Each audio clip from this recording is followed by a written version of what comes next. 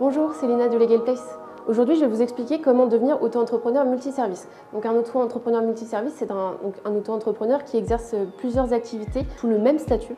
Mais il faut faire attention à respecter un seuil de chiffre d'affaires. Le calcul de ce seuil est un peu particulier, donc c'est ce qu'on va voir aujourd'hui. Si vous voulez devenir micro-entrepreneur mais que vous ne savez pas comment vous y prendre, pensez à Legal Place. On se charge de toutes les formalités pour vous et on a déjà accompagné plusieurs milliers d'auto-entrepreneurs dans la création de leur entreprise. Du coup, on sait parfaitement comment s'y prendre. Donc tout d'abord, qu'est-ce qu'un auto-entrepreneur multiservice? Un auto-entrepreneur multiservice, qu'on appelle aussi un slasher, est un auto-entrepreneur qui exerce plusieurs activités sous un même statut. Ces activités peuvent être liées, donc par exemple un auto-entrepreneur plombier qui va vendre des robinets mais également installer ses robinets, donc là les activités sont liées, mais elles peuvent également être distinctes, donc c'est le cas de l'auto-entrepreneur plombier qui par exemple devient carreleur ou maçon. Le statut d'auto-entrepreneur est particulièrement adapté à une activité indépendante de ce type en raison de sa souplesse, donc de la facilité de la création de cette entreprise, et aussi du fait que toutes les formalités, toutes les démarches administratives sont grandement simplifiées. C'est plus simple de tenir une comptabilité, donc tout est beaucoup plus simple. Lorsqu'elle est exercée en parallèle d'une activité principale, donc par exemple une activité salariée, elle peut générer un complément de revenus assez intéressant. Tout dépend du tarif horaire pratiqué dans le domaine d'activité dans lequel vous vous lancez. Petite précision, même s'il exerce plusieurs activités, l'auto-entrepreneur multiservice ne doit s'immatriculer qu'une seule fois.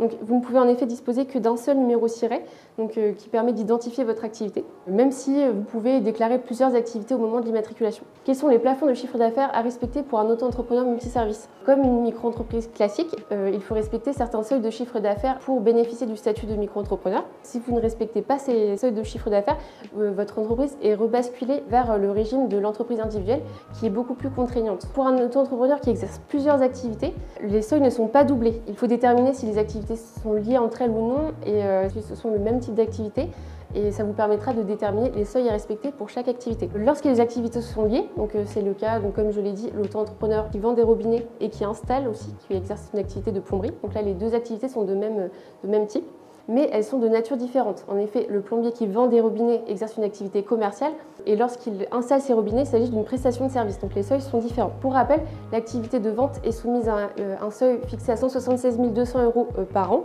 et l'activité de prestation de service est soumise à un seuil de 72 600 € par an. Donc si l'activité de vente génère un chiffre d'affaires supérieur ou égal à l'activité de prestation de service, le seuil global à respecter est 176 200 €, mais au sein de ce seuil, l'activité de prestation de service ne doit pas dépasser 72 600 €. Pour ce qui est de l'activité de vente, donc on fait une soustraction, on fait 176 200 moins 72 600. Du coup, le seuil de chiffre d'affaires à respecter est de 103 600 €.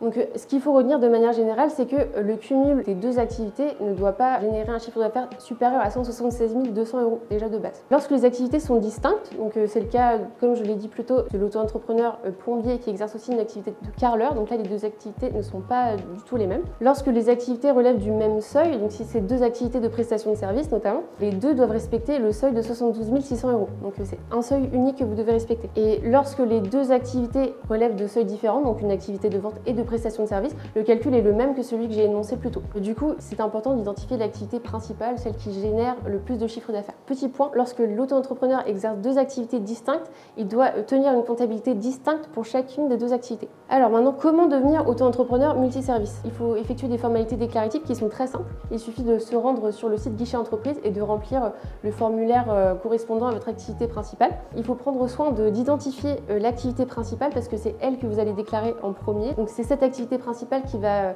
déterminer le code APE qu'on va vous attribuer. Donc c'est un code qui permet d'identifier l'activité principale exercée par votre entreprise.